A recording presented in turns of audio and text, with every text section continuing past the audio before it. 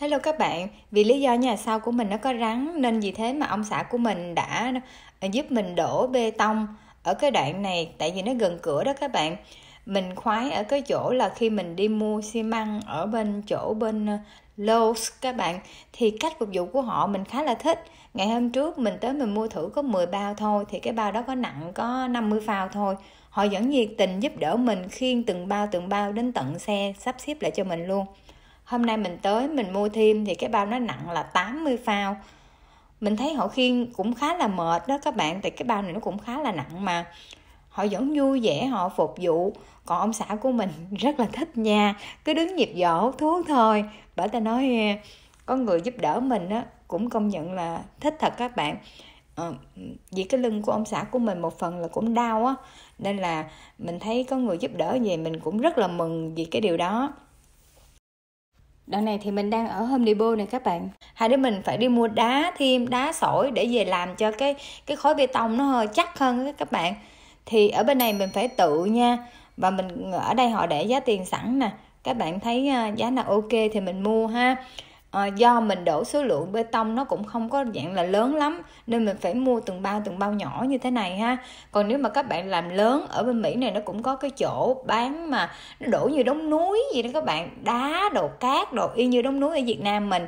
Thì mình đem cái xe của mình tới, mình muốn mua bao nhiêu đầy xe thì họ sẽ ra giá tiền cho mình, rồi mình xúc lên đầy xe rồi mình chở về. Thì mua cái đó giá nó rẻ hơn là cái cách mình đi mua nha. Cái này là mình quay cái đoạn ở trong chỗ Home Depot cho các bạn xem cho biết á. Còn khúc này là tới nhà rồi nè. Hai đứa mình lụm tất cả các sắt kiểu tiết kiệm á, lụm sắt đồ này nọ nó dư á, mình bỏ xuống đây luôn. Để cho cái khối bê tông nó chắc á. Đá sỏi rồi mình đã đổ trước, hai đứa mình đã dầm xong rồi. Giờ thì chỉ trộn xi măng thôi.